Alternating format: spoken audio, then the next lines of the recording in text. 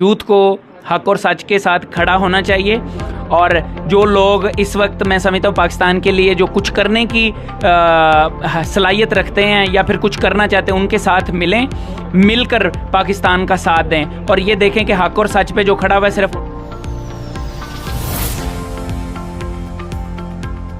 अस्सलाम वालेकुम नाजरीन, आप देख रहे हैं अफलाह टीवी और मैं हूं आपका मेज़बान अब्दुर्रहमान हामी। नाजरीन, आज हमारे साथ मौजूद हैं एक बहुत बड़ी शख्सियत।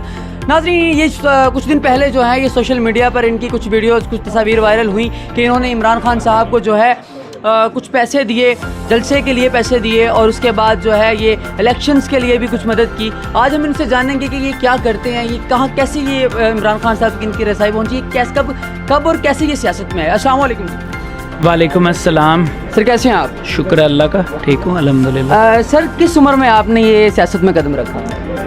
सियासत में तो हम अभी आए हैं, बट ये कि पीटीआई के अंदर हम 2008 से हैं। हम भी जैसे अमार है इसकी तरह जो है ना एक खान साहब के नज़रियाती वर्कर थे और फिर ये कि जब खान साहब ने क्लोज़ वर्किंग हुई, मैं एक एक्सपोर्टर हूँ पाकिस्तान का और फिर उसके अलावा मैं एक्सपोर्ट कमेटीज़ का भी मेंबर हूँ और खान साहब के साथ मिल के एक्सपोर्ट्स का काम किया हुआ है। मैं फिर खान साहब के साथ जो फर्स्ट उनका ट्रिप था चाइना का एज अ प्राइम मिनिस्टर, वो भी खान साहब के साथ किया। फिर उसके बाद ताजिक, उज़्बेक यानी जो सेंट्रल एशिया के जितने विज़िट्स थे मोस्ट ऑफ टाइम मैं खान साहब के साथ ही रहा हूँ, तो हमारी क्लोज़ कोऑर्डिनेशन रही। उसकी वजह से खान साहब को लगा कि मैं बेहतर हूँ, तो अल्हम्दुलिल्लाह आज मुझे चांस मिला बड़ी मेहनत करने के लिए और अल्लाह का शुक्र है आज एन 120 में काम कर रहे हैं। इबाद साहब, मुझे ये बताइए कि लोगों का जो है ना, लोग बहुत परेशान हैं इस वजह से, लोग ये सोचने पर मजबूर हैं कि आपने इतने पैसे करोड़ों रुपए आपने उनकी जो है लाखों रुपए जलसे में मदद की, उसके बाद इलेक्शन में मदद की, आपने इतना पैसा जो है वो आपने कहाँ से कमाया, कैसे आप ये पैसा आपके पास आया इतना? आप मेरी टैक्स रिटर्न्स देखें, उसमें अगर महीने का हमारा जो सिर्फ टैक्स जाता है वो कम से कम 2 से 2.5 करोड़ रुपए का जाता है, ठीक है। और कहाँ से कमाते हैं ये तो एक आपका जैसा भी सवाल है, बट मैंने आपको बताया कि हम अपनी जो टैक्स रिटर्न्स है वो कम से कम 2 से 2.5 करोड़ की हमारी जाती है। अब ये भी बताएं ना सर कि आपका जो सोर्स ऑफ इनकम है। हाँ, टेक्सटाइल की मेरी फैक्ट्री है, फिर उसके बाद पाकिस्तान का लेड का सबसे बड़ा मेरा यूनिट है।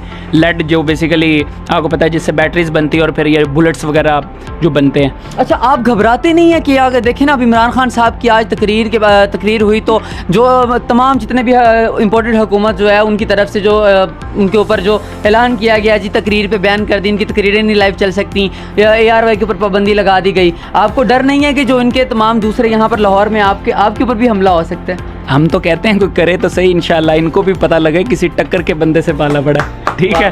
और इनसे हक और सच पे लड़ने वाला किसी डाकू से घबरा जाए ये तो फिर मतलब दुनिया ही चेंज हो जाएगी। अच्छा, शहबाज गिल के ऊपर जो इतना तशद्दुद किया गया है, हाँ, उसके बारे में आपकी क्या राय है कि क्या उनको इतना मतलब इंसानियत दम तोड़ चुकी है अगर देखा जाए तो उनके ऊपर जैसे तशद्दुद किया गया है?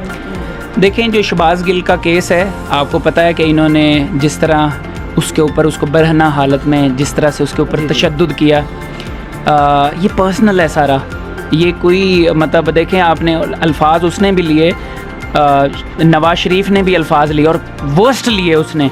आप मरीम नवाज के देखें, शहबाज गिल से कई गुना वर्स्ट थे। तो आपको पता है शहबाज गिल तो कहीं ना कहीं ह्यूमर चीज़ों में लाता है कि ताकि अवाम जो है ना उनमें मोहब्बत रहे और कहीं ना कहीं साथ चलते जाएं मतलब। तो बेसिकली ये है कि आप लफ्ज़ों का चुनाव, मुझे अंदाज़ा है कि कंट्री के लिए आपको सोच समझ के बोलना चाहिए, लेकिन आप कंपेयर करें फिर ये कि उसको सज़ा ज़्यादा क्यों, उन दोनों को क्यों नहीं, बाकी नहीं सारे बैठे हुए।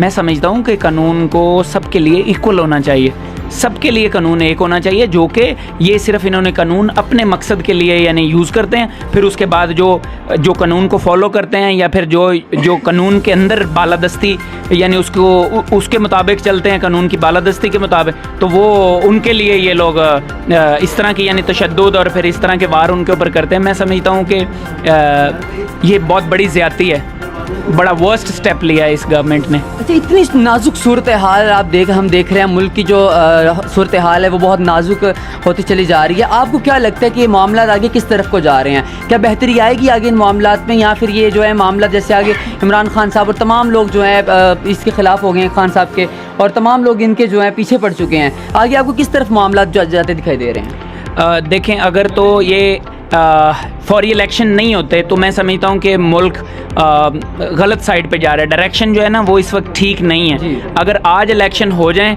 अभी से, जो खान साहब बात करते हैं साफ़ और शफाफ की, मैं समझता हूँ कि क्विकली चीज़ें रिजॉल्व हो जाएंगी। अदरवाइज़ चीज़ें जो है ना गलत साइड पे चल रही हैं। बेहतरी की तरफ ये कैसे लाया जा सकता है? इलेक्शन, बस इलेक्शन। शफाफ इलेक्शन, बस इमीडिएटली। आपका आगे कोई प्लान ऐसा कोई जो जिसके यूथ के लिए कोई पैगाम आप देना चाहिए यूथ को? मैं समझता हूँ कि यूथ को हक और सच के साथ खड़ा होना चाहिए, और जो लोग इस वक्त मैं समझता हूँ पाकिस्तान के लिए जो कुछ करने की सलाहियत रखते हैं या फिर कुछ करना चाहते हैं, उनके साथ मिलें, मिलकर पाकिस्तान का साथ दें और ये देखें कि हक और सच पे जो खड़ा हुआ है सिर्फ उनके जी साथ। बहुत शुक्रिया इबाद साहब। नाज़रीन आज हमारे साथ थे इबाद साहब मौजूद थे, उन्होंने जनाब हमें आगाह किया, अपने तमाम जितने भी हक़ाइक़ थे उनसे हमें रोशनास करवाया और तमाम चीज़ें हमने इनसे जानी, तमाम गुफ्तगू हमने इनसे की दिए। इन्होंने यूथ को भी पैगाम दिया कि तमाम जो है हक़ के लिए खड़े हो जाएँ, इंसाफ के लिए खड़े हो जाएँ और तमाम चीज़ें जो इन्होंने हमें आगाह किया, तमाम चीज़ों से हमें रोशनास किया।